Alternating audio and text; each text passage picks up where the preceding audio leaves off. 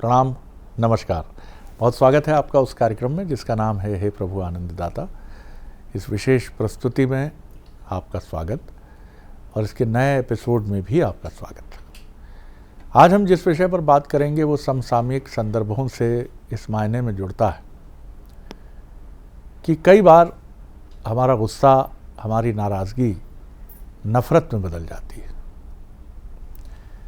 और जैसा कहते हैं कि एक कहावत है ना कि नाक पर गुस्सा रखा रहता है। इस कहावत का मतलब ये है कि गुस्सा बड़ी जल्दी आता है, लेकिन जो चीज़ जल्दी आती है वो जल्दी चली भी जाती है। जो लोग जल्दी गुस्सा करते हैं, गुस्सा करना किसी भी तरह से उचित नहीं है और ना उसको जस्टिफाइड किया जा सकता है, क्योंकि कुछ सेकंड्स का गुस्सा भी सुनामी की तरह भयानक होता है। लेकिन नफ़रत के लिए कहा जाता है कि ये जैसे कहते हैं ना हम कि मुरब्बा या अचार जितना पुराना होता है उतना लजीज होता है। तो नफ़रत के लिए भी आप यूँ कहिए कि मुरब्बे और अचार की तरह जितनी पुरानी होती है उतनी और भयानक विध्वंसकारी होती है। जाहिर है लजीज तो हो नहीं सकती है। तो जितनी भी नफ़रत जितनी होती है, नफ़रत ही पुरानी होती है। नफ़रत जल्दी जाती भी नहीं, गुस्सा चला जाता है, दुख भी चला जाएगा, लेकिन नफ़रत नहीं जाती। इसीलिए कई बार मैंने किस्से सुने हैं कि एक अंचल में, नाम नहीं लूँगा, वहाँ बदले की ऐसी भावना है कि माँ बच्चे को पालती है जब बचपन से, तो अपने दुश्मन को दूर से दिखाती है और कहती है कि तेरे पर तेरी माँ की दूध का कर्ज है बेटा, पहचान ले इसको, इसने तेरे बाप को मारा था और तुझे बड़ा इसलिए कर रही हूं कि तू इसको मारेगा। ये नफ़रत का कारोबार है, नफ़रत का बिजनेस है। ये अज्ञानता में, चिढ़ में, धर्म के नाम पर, राष्ट्र के नाम पर, कई बार और कई कारण हो जाते हैं, जाति भी जुड़ जाती है इसमें। लेकिन ये कैसे अध्यात्म सनातन कैसे देखता है इसे? क्योंकि हमारे जो विद्वान वक्ता हैं वो सिर्फ सनातन के ही ज्ञाता नहीं है, उन्होंने अनेक धर्मों का अध्ययन किया। बौद्ध धर्म, जैन धर्म, क्रिश्चियनिटी की मैं बात करूं, इस्लाम के भी नो हाउ से वो अच्छे से परिचित हैं। तो आज इस नफ़रत का ये जो कारोबार बढ़ता चला जा रहा है, नाम अलग अलग हो जाते हैं, टैग अलग अलग हो जाते हैं, और नफ़रत कितनी नुकसानदेह है किसी भी समाज के लिए, किसी भी देश के लिए, किसी भी विश्व के लिए, किसी भी मानवता जाति के लिए, इसको समझेंगे आज। हमारे साथ हैं भगवद गीता के अध्येता, मानस मर्मज्ञ प्रोफेसर डॉक्टर सुरेंद्र बिहारी गोस्वामी। प्रणाम कर रहा हूँ डॉक्टर साहब। आज आपने बड़ा सुंदर शब्द लाया, नफ़रत का। ये शब्द संस्कृत से उद्भूत शब्द नहीं है, लेकिन इसमें संस्कृत की मूल भावना और संस्कृति की मूल भावना भी छुपी हुई है। हमारे यहाँ कई बार लोग कहते हैं हाथी निकल गया और पूंछ रह गई। हाँ जी, ध्यान रखिएगा। हाँ। अध्यात्म 5 विषयों को हाथी मानता है। 5 विषयों को हाथी मानता है जी, और पूंछ मानता है द्वेष को। हाँ। जीवन में सब निकल सकता है, काम निकल जाएगा, क्रोध निकल जाएगा, लोभ निकल जाएगा, मद निकल जाएगा, मोह निकल जाएगा, अहंकार यानी मद भी निकल जाएगा, शक्तिशाली अहंकार, क्रोध भी निकल जाता है। लेकिन ये जो मत्सर है, इसका नाम मत्सर है। मत्सर यानी बहुत छोटा शब्द होता है, मत्सर। ये बहुत छोटा, लेकिन अग्नि प्रज्वलित ज्वालामुखी है।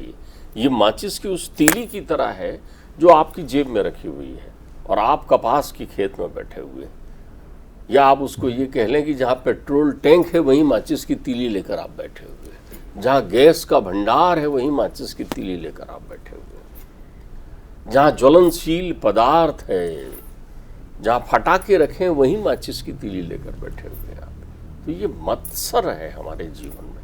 इस मत्सर को अलग अलग प्रक्रियाओं से चलकर आने के बाद लोगों ने अलग अलग भाषा में अलग अलग नाम दे दिया। इसकी चलित भाषा में जलन भी कहते हैं। हमारे यहाँ जो 6 विकार बताए गए हैं कि जिनसे मनुष्य का जीवन समाप्त हो जाता है, वो दुखी रहते हैं, हमेशा दुखी रहते हैं। ये लोग हमेशा दुखी रहते हैं। उसमें सबसे पहला विकार यही है, ईर्ष्यी घृणी असंतुष्टो। ईर्ष्यी घृणी असंतुष्टो, क्रोधनो नित्य संकेता, और परापयोपभाग्योपायो सठेते दुख भागिता, चाणक्य कह गए। सबसे पहले क्रम में, जैसे भक्ति के पहले क्रम में श्रवणम है, वैसे इन दोषों के पहले क्रम में ईर्ष्या है। जिसके पास ईर्ष्या रूपी आ गया, मैं तो कहता हूं एक नहीं, जन्म जन्मांतर तक दुख पाता है, जन्म जन्मांतर तक। कई जन्म भी लेगे तो उसको इसमें स्मरण रहता है। ध्यान रखिएगा, मूल सिद्धांत समझिए। इसमें तो पिताश्री कंस का उदाहरण बहुत सुंदर देते थे। कंस समझने योग्य विषय वस्तु है ईर्ष्या के मामले में, कंस को समझना होगा। कंस चूंकि कालनेमी नामक दैत्य है, कंस कालनेमी नामक दैत्य जन्म जन्मांतर से चला आ रहा है।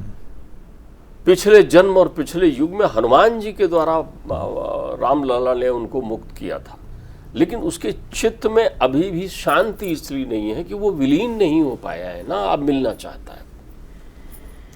हनुमान जी के हाथों वध होने पर वो नरक की पात्रता खो चुका है, नरक नहीं मिलता।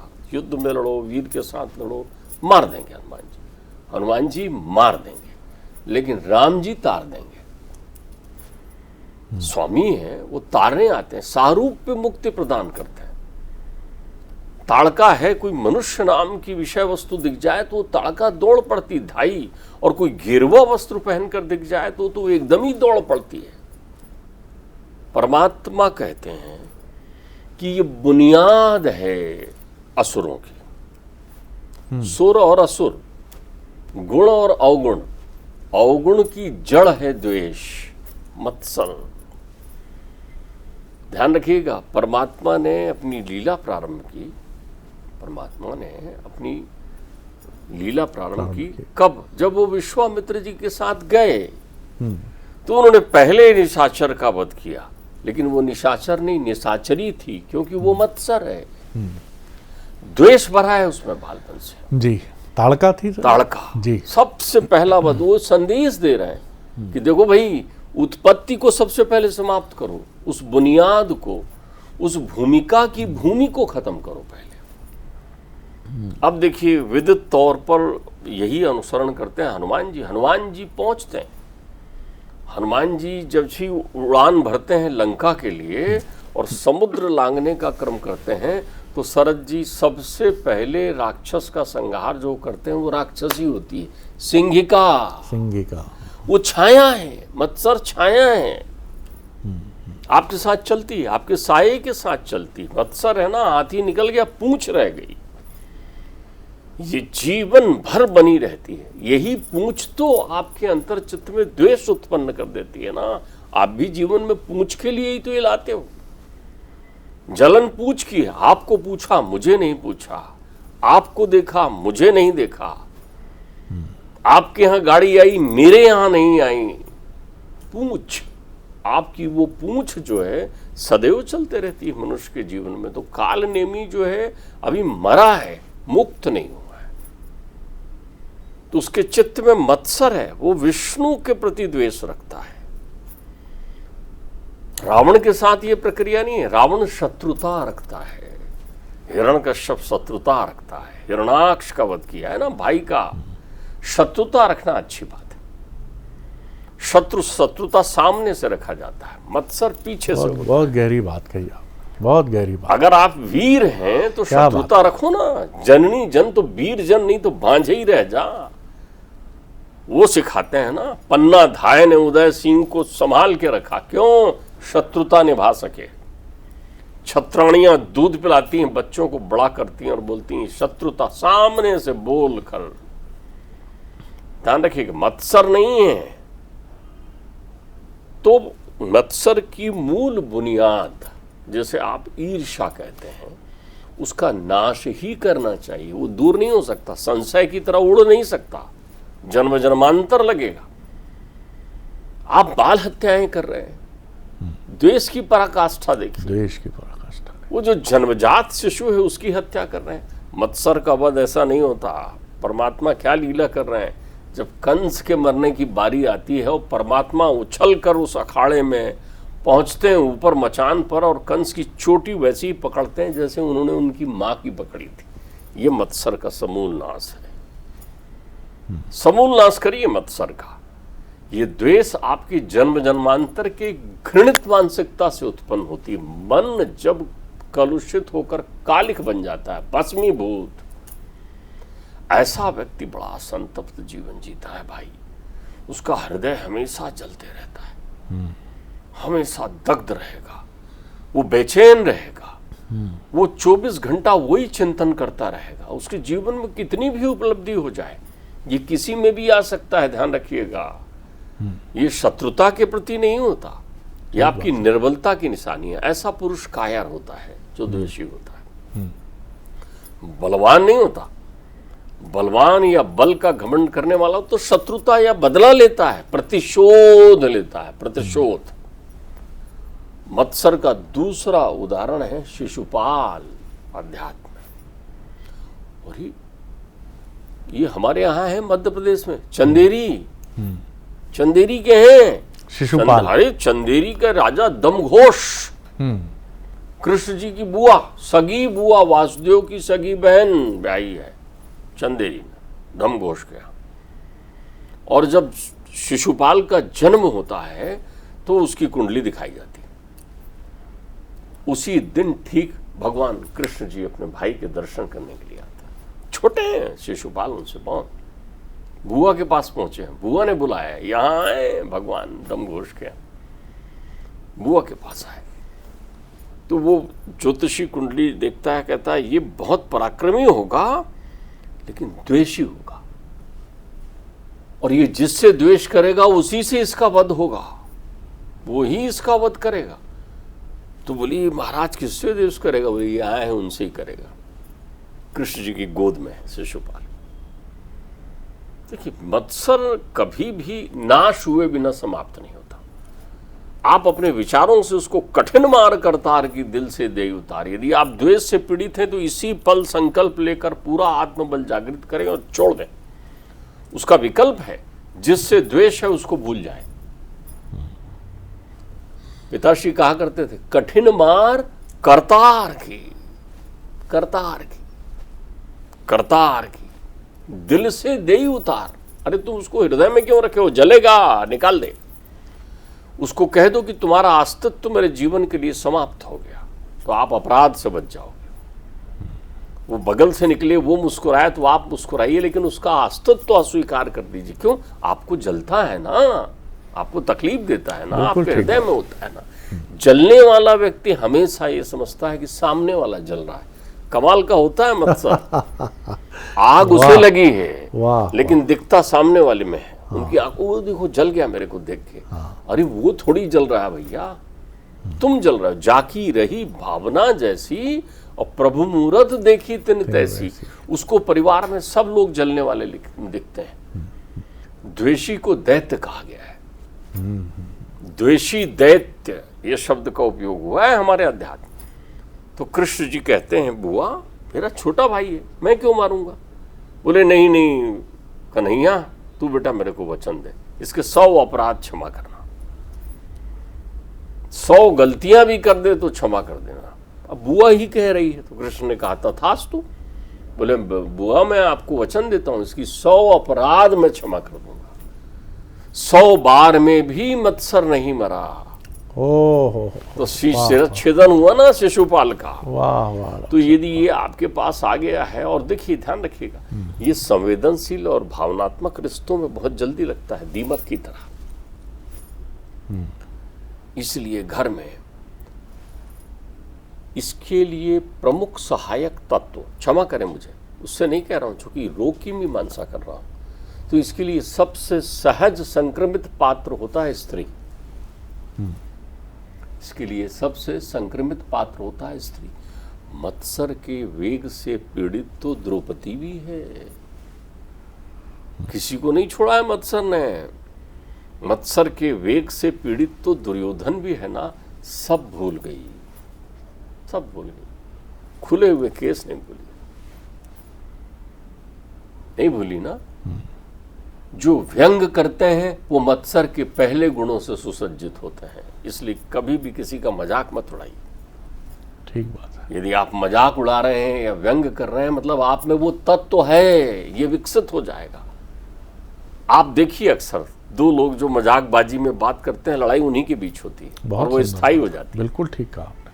पहले तो बड़े व्यंग विनोद में बात करेंगे, बात करते करते अचानक उत्तेजित हो जाएंगे। मत्सर के लिए सबसे संवेदनशील पात्र स्त्री है, उनके माध्यम से ये मत्सर जल्दी आता है। इसलिए आप देखिए, दो मित्रों के बीच कोई स्त्री आ जाए तो मत्सर आ जाता है तुरंत।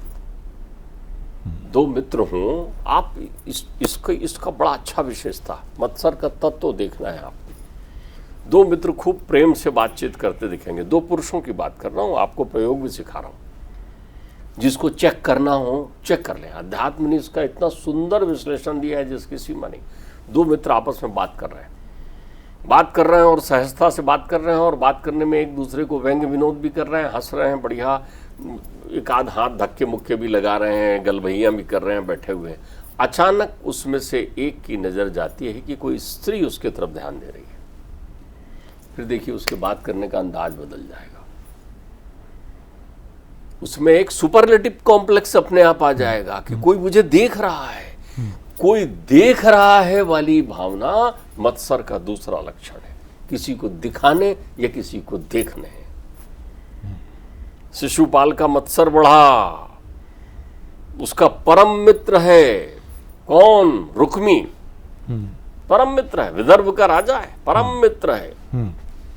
उसकी देखो, एक भाई ने भाई को जाना जी, कुसंग को आकर्षित करता है।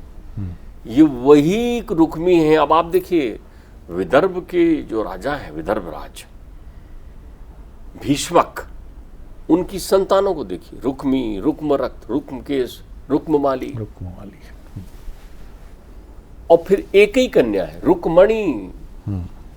सब रुक गए हैं, वो चल रही है, वो मणि है, वो रुक्मणी है, ध्यान रखिएगा, लक्ष्मी आई।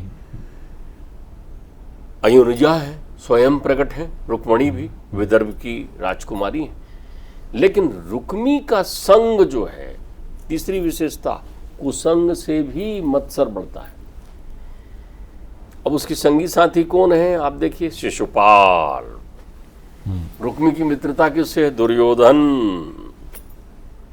ये सब उसके मित्र भाव वाले हैं।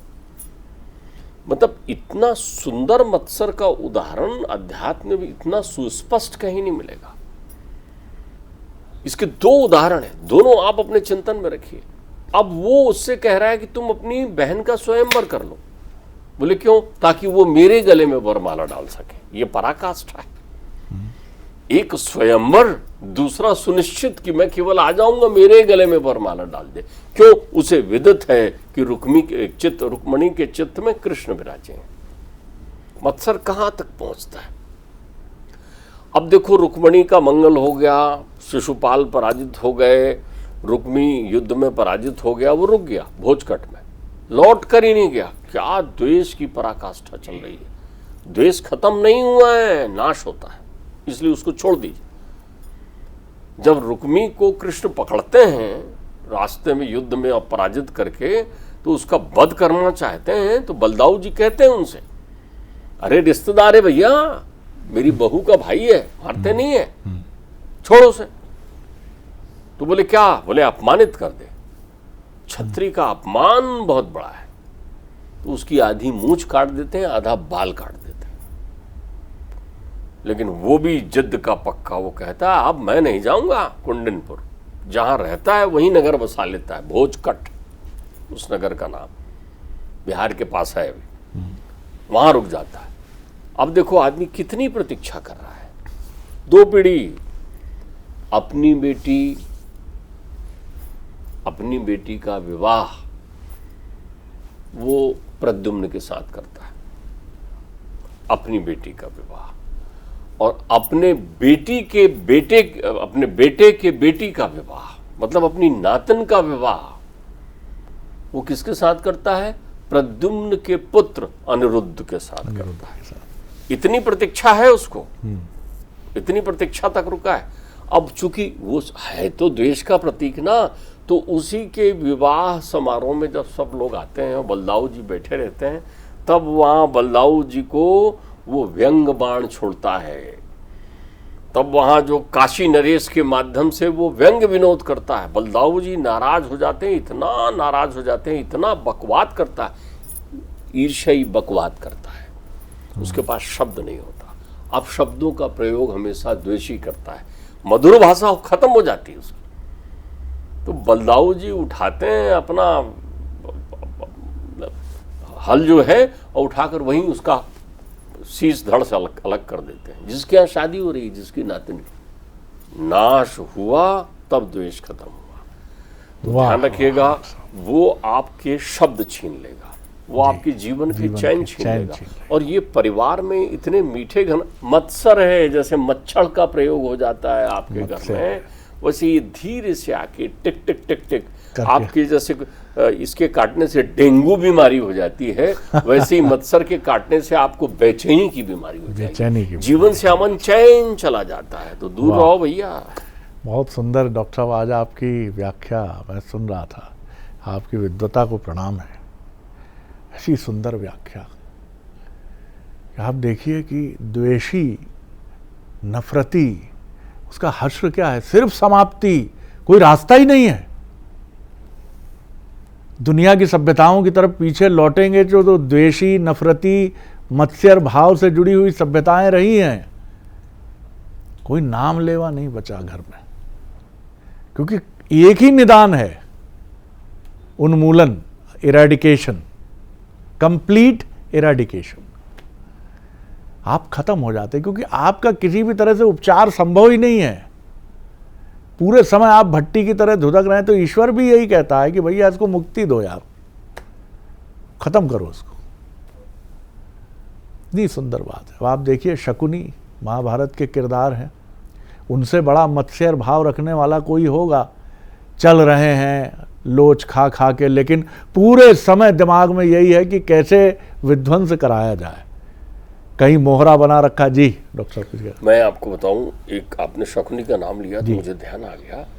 मैंने अभी आपसे निवेदन किया है कि जैसे कालनेमी को जन्म लेना पड़ा था। हाँ।